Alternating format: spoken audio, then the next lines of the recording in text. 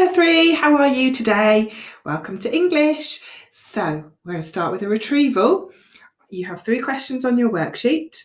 I'd like you to pause the video here. Have a go answering them now. Okay? Okay, how did you get on with that? It was lots of retrieval from what we've learned already, isn't it? So let's see. So the first one was I need you to underline the preposition in the sentence below. So we're going to have a look at that one in a second. Then the next one was to spot the 2 adverbs in the text and then to add in a word ending in ed to the sentence. Now you might have a different word there to what I've got. So let's have a little look at the answers. So it was under the mystical clouds. So under the mystical clouds was the preposition there. The 2 adverbs were swiftly and rapidly. And the ed ending word ending in ed, was surprised. The girl found a pink rabbit in her basket. And I've just realised I forgot a piece of punctuation there. What punctuation have I forgotten? Yes, it's the comma. Sorry. Okay, let's carry on with our lesson for today. Okay, so today we're going to be thinking about punctuating speech. Okay, so that's a dialogue in our stories. And we're going to make sure we're doing that correctly. Now, I'm not sure if you did a little bit of speech in year 2, but I know we haven't done a lot of it yet in year 3. So we're going to be really focusing on how to make that speech really effective in our writing today. So to be successful, you need to make sure that you enclose your speech using your inverted commas. We used to do that in Read Write Ink, do you remember? We can use the full stop, the exclamation mark, question marks, and they need to be inside the inverted commas, not on the outside, they need to be inside. And also to be successful, you can use a comma to separate the reporting clause. Okay, does that make sense? Let's move on then. So, in stories, we often use speech as a way to advance, that means move along the story, or to help with the characterization process. So when a text uses direct speech, so the actual words that have been spoken, some of the specific punctuation conventions are required to separate what is said from the rest of the text. That's so you know exactly what is exactly being said and what's just the story. Do you know what I mean? So it's to really highlight that is what has been said by the characters, and then the rest is just the story. So if you have a little look at the text from below, which is from The Firework Maker's Daughter, can you see any of those specific punctuation conventions there? What do you notice? So just pause the video here. Just have a quick look on the video. What can you see there? Okay, what did you see? Did you see those inverted commas? And they are just here. Oops. Did you see as well that we have inverted commas at the start and at the end of the speech? And did you notice we have comma, exclamation, question mark, another comma, exclamation mark? Did you see that? Now, these are the things that we're going to be looking at today. So the most important rule when punctuation direct speech is that all the words must be enclosed by inverted commas, really to show the reader this is the direct speech, this is the dialogue here. So in British English, a single inverted comma may be used. Okay, so they might just use one, get off my bridge. However, a double inverted comma may be used where you have the 2. Do you remember we used to call them 66s and 99s? Because that's what they look like a little bit. So we need to make sure that they're at the start and at the end of our writing, okay? But whichever way that you choose, you must use it consistently across the text. Really important, okay? So let's have a look here. So we're going to pretend we're going to pop that speech bubble. Someone said it, and we're going to pop it, okay? And this is how it will come down, and it will be written in our story. So Lila is saying, I will be the greatest firework maker. If we pop her speech, it will come down. And here, can you see, we've got our inverted commas.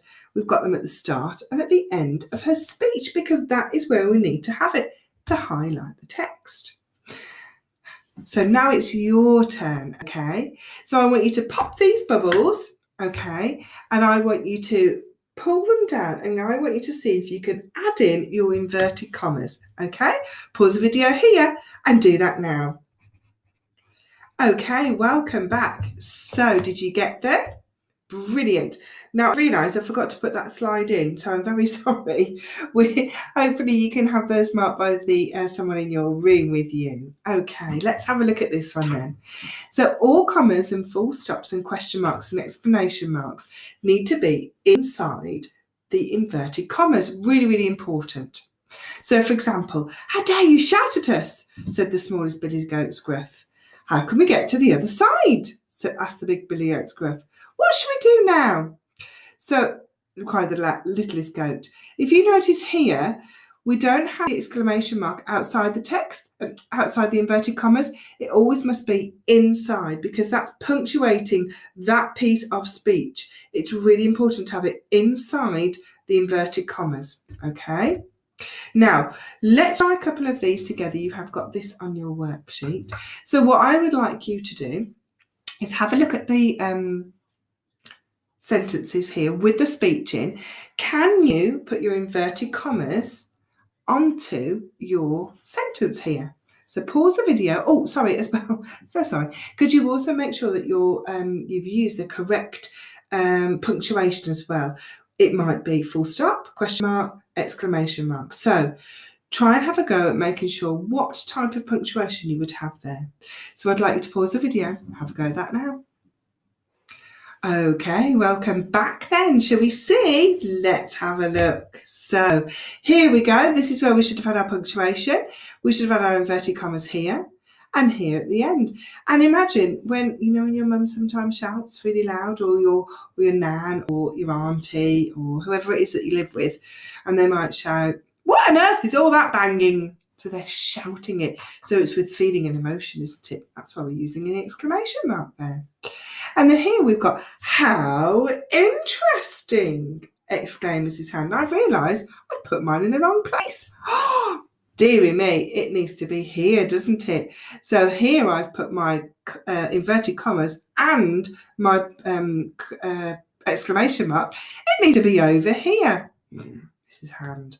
Now the next one here, we've got, "Shall we go to the park?" So Jaden's asking the question, shall we go to the park? Excitedly to his new puppy. I do hope you do get a new puppy, Jaden. That will be most exciting. Okay then, and now at the bottom, what we needed to do here is we needed to move the question mark to the other side of the inverted commas. Okay then, now I've got another one for you here. Have a go at this one now, okay? And can you make sure that you've put in the correct punctuation and the inverted commas in the right places? Pause the video here. Have a go at that now. Okay, welcome back. Let's see. Brilliant. There we go.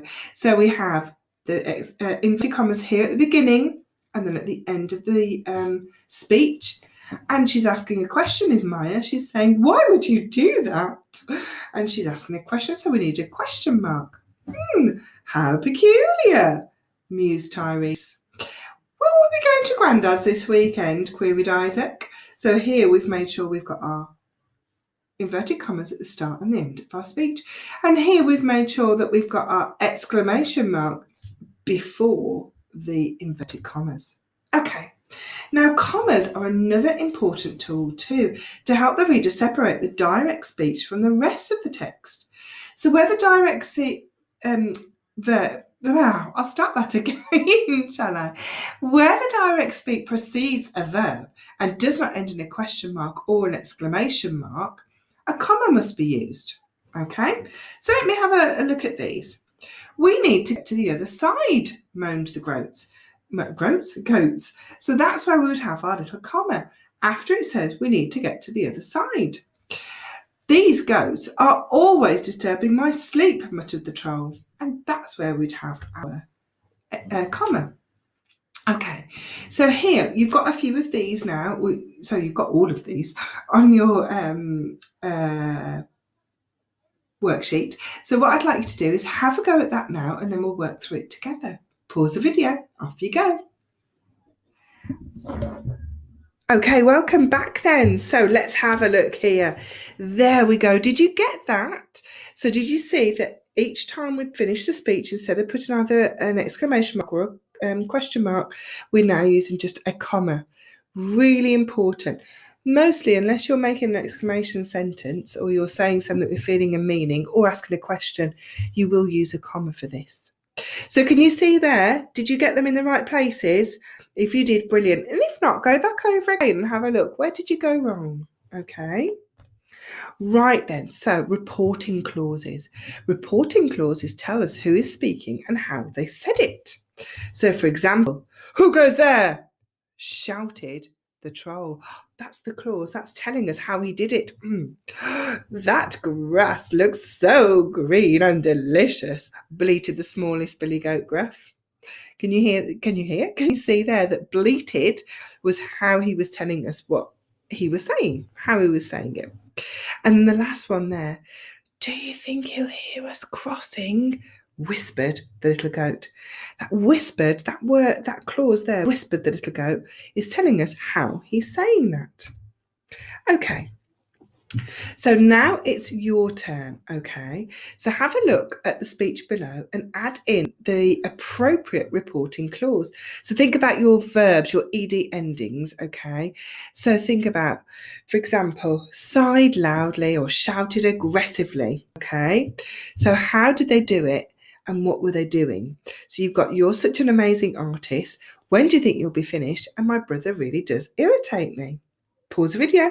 Have a go now. Okay, welcome back then. Now then, let's move on, shall we?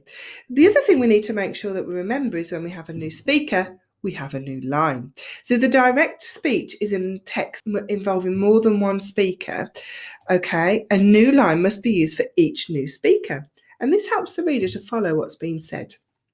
So let me show you. For example, we can't let him win. He's just a grumpy old troll, said the smallest billy goat's gruff.